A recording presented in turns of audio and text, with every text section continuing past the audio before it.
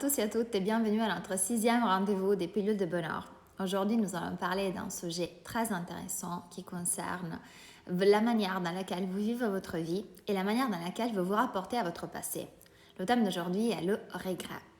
C'est un thème qui m'a été, pas cette fois inspiré par vous, mais qui a été inspiré un peu de mon expérience de ce week-end que je vais vous partager tout à l'heure et que je pense peut vous donner quelques idées pour vivre un peu mieux votre présent, votre quotidien.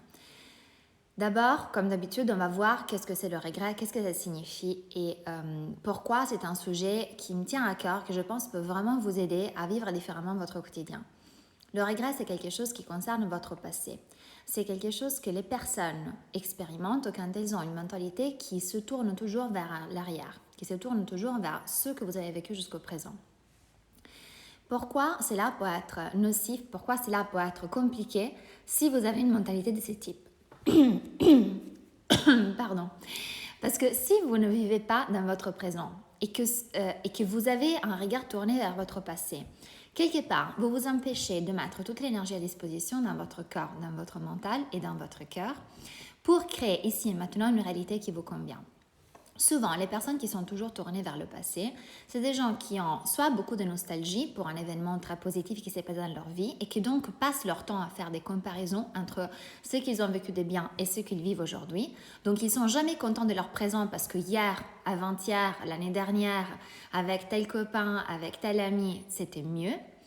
Ou alors, c'est des gens qui regardent le passé en se disant comme dans le passé j'ai échoué, comme dans le passé j'étais maltraité, comme dans mon passé j'ai eu telle expérience négative, je ne pourrai jamais demain avoir un futur différent. Et vous voyez bien que les deux attitudes, soit si je regarde au passé avec un œil positif, soit si je regarde au passé avec un œil négatif, ne me permet pas de vivre mon présent dans sa réalité. Je vis mon présent par rapport aux expériences du passé. Donc, il est toujours quelque part influencé, positivement ou négativement. Mais vous n'arrivez pas à vivre et à savourer l'instant présent parce que vous avez cet œil tourné vers le passé. Alors, je vous cite une phrase en latin qui dit « Historia magistra vitae ». Ça veut dire « l'histoire est la maître de la vie ». Donc, sur cette base, je justifie quand on prend une histoire du passé pour en faire un trésor, pour en faire une grande leçon de vie pour notre présent. Par exemple, j'ai eu un échec, j'ai réussi à me soulever de cet échec, j'ai eu une expérience très négative et je me suis en sortie très bien. Donc aujourd'hui, si je vis une autre expérience négative et que j'ai l'impression d'être démonie et de ne pas m'en sortir, je peux regarder au passé dans ce sens en me disant, regarde, si dans le passé tu as réussi, c'est qu'aujourd'hui aussi tu peux le faire et tu peux très bien avoir une belle réussite. Dans ce sens, je suis d'accord. Mais dans les deux autres cas, quand le regard vers le passé se transforme en regret, et donc c'est quand je n'arrive pas à vivre mon présent, à être actif sur mon présent parce que j'ai toujours cet œil nostalgique ou alors démoni parce que dans le passé ça s'est passé différemment, là ça devient négatif. Ça devient nocif pour la création de l'énergie dans votre présent, mais surtout pour la différenciation de votre futur. Vous avez envie de réaliser vos rêves, j'espère, j'imagine. Peut-être certains d'entre vous ont des rêves qui sont trop grands par rapport à ce qu'ils croient de pouvoir réaliser. Déjà, j'ai envie de vous dire que si ça existe quelque part dans votre tête, c'est que vous pouvez y arriver. C'est que si vous arrivez à le voir, c'est qu'il y a des portes pour pouvoir le réaliser. Mais si vous voulez vraiment vous donner tous les moyens pour le réaliser, il est fondamental de se tourner vers ses présents et de prendre en main sa vie aujourd'hui pour la changer demain. Donc on s'en fiche de ce qui s'est passé hier, avant-hier, il y a 10 minutes. Vous avez inversé une tasse de thé sur votre jolie robe. Vous avez eu une mauvaise réponse à ces business que vous attendiez depuis un moment. Vous vous êtes disputé avec la personne plus chère à vous dans votre vie. Peu importe, ça ne doit pas forcément impacter ce que vous êtes en train de faire ici et maintenant pour construire votre futur. Toute action que vous faites, il faut que ce soit engagé ici et maintenant avec toute l'énergie que vous avez à disposition. Donc je vous avais dit, je voulais vous partager une petite expérience qui m'a concernée personnellement ce week-end autour du thème de regret. Puisque quand on est limité quelque part dans les choses qu'on a envie de faire, dans les choses qu'on voudrait faire et que on sait qu'on aurait pu les faire si on n'avait pas une telle condition, on vit une sorte de frustration, ce que j'appelle le regret, et donc on n'est pas forcément heureux. Donc le regret revient en même temps à la définition de frustration. Je ne suis pas heureuse parce que Je ne fais pas ce que j'aurais aimé faire à cause de quelque chose qui ne dépend pas de moi. C'est là où on a un peu fait une erreur d'évaluation, puisque tout dépend de vous. Votre vie dépend de vous. Il n'y a pas un agent externe, il n'y a pas la faute de l'État, il n'y a pas la faute de votre ex-conjoint, il n'y a pas la faute du fait que vous êtes enceinte ou pas enceinte, que vous avez des enfants à maintenir, etc. C'est la faute des personnes si vous êtes dans la situation dans laquelle vous êtes aujourd'hui. Et je vous invite à prendre en main cette réalité et à la faire la vôtre. Si vous êtes quelqu'un aujourd'hui qui s'est dit « j'en suis là à cause de quelqu'un d'autre », ou de quelque chose d'autre, vous êtes sur le mauvais chemin. Et c'est seulement des justifications que vous vous donnez dans votre tête pour vous dire « ah bah ouais, je peux rien faire, donc je vais rien faire ». Et donc je vais accepter mon état, je vais rester dans mon état des victimes, je vais accepter mon état pas heureux parce que je n'ai pas envie de changer. C'est plus confortable de se dire « c'est la faute de quelqu'un d'autre ». Maintenant, pour revenir au sujet du regret, je voulais vous partager justement mon exemple.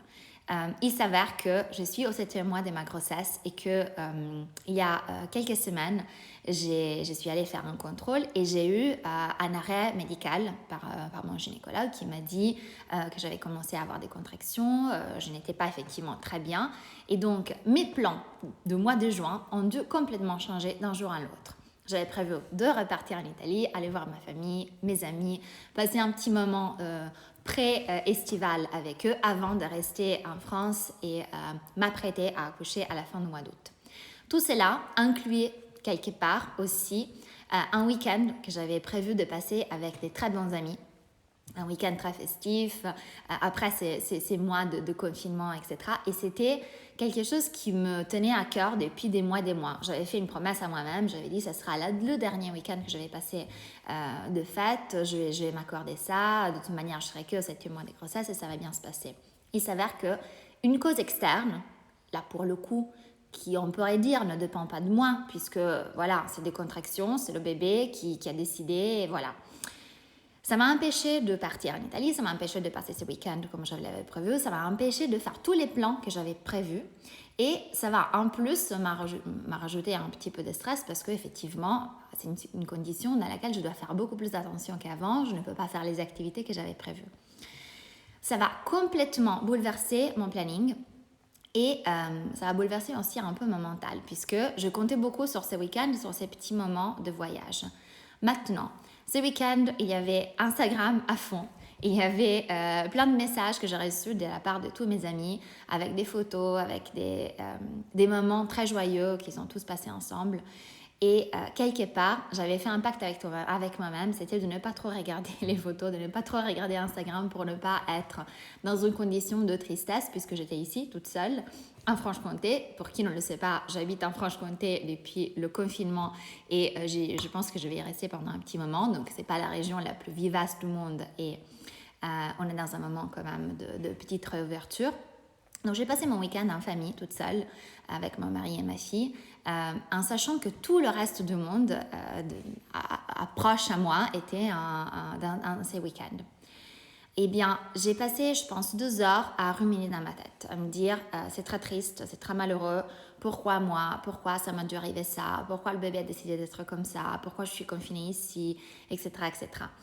Et ça m'a mis honnêtement dans un mood que je n'aime pas, qui ne m'appartient pas et qui n'est pas à moi. Mais ça arrive, la vie arrive et ce genre de situations arrivent. Maintenant, je me suis dit, plutôt que de passer le week-end à regretter, à me dire je ne veux pas voir les photos, je vais me sentir mal parce qu'il y a telle et telle personne que j'aurais tellement aimé voir, parce que tout le monde va faire la fête et moi je vais être ici. Plutôt que de rester dans ce type de mood qui était forcément assez négatif et qui était quelque part un peu nocif pour mon mindset de week-end entier et qui n'aurait pas fait de bien aux personnes qui ont été à côté de moi, je me suis dit, je vais en profiter, je vais trouver des petites activités que je peux faire à côté d'ici, je vais fêter mon anniversaire de mariage qu'on n'a pas pu fêter jusqu'à présent et je vais faire en sorte que ce week-end se transforme en quelque chose de magique pour moi, pour mon petit environnement, pour ce que je peux faire en pouvant bouger très peu. Il faut dire que je suis très fatiguée en ce moment et que je ne peux pas faire les choses que je suis habituée à faire, donc mon corps me met des limites et quelque part c'est extérieur à moi. Donc il y a eu une partie, cet raisonnement que je me suis faite, et c'était vraiment un changement de programme mental. Je vous parle tout le temps des programmes mentaux. Vous avez des programmes qui s'installent dans votre tête régulièrement et qui s'installent en fonction des personnes que vous fréquentez, des informations que vous entendez, des livres, des films, des choses que vous regardez tout le temps. Vous avez des programmes qui deviennent inconscients. Le programme inconscient de la négativité que j'avais quelque part pris un tout petit parti au début de ces week-ends, c'était un programme qui ne me servait à rien. Comme j'ai un cerveau qui étudie ce genre de choses tous les jours et que j'essaye de mettre en pratique ce que j'apprends aux gens, j'ai fait ce switch. Je me suis dit, attends, ces programmes, ça ne me va pas. Je vais mettre un nouveau programme. C'est le programme, je profite de mon week-end à fond. Je suis heureuse pour les gens qui peuvent faire le programme qu'ils avaient prévu. Et moi, quelque part, je vais envoyer tout l'amour que je peux, mais je ne vais pas rester triste 3 jours. Je vais autrefois me calibrer et me organiser différemment. Ça, c'était la première chose.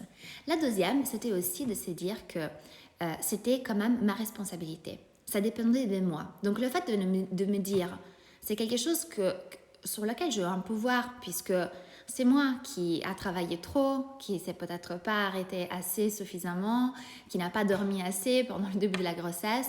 Quelque part, c'est ma responsabilité si je me trouve dans cette condition. Et donc, le fait de ne pas me dire « Ah, mais je suis malchanceuse, pourquoi toujours à moi? Pourquoi ça m'est arrivé cette chose avec mon bébé qui a décidé de commencer à contracter maintenant, etc. » Le fait de prendre responsabilité, ça m'a mis dans une condition de autrice de ma vie et pas de victime.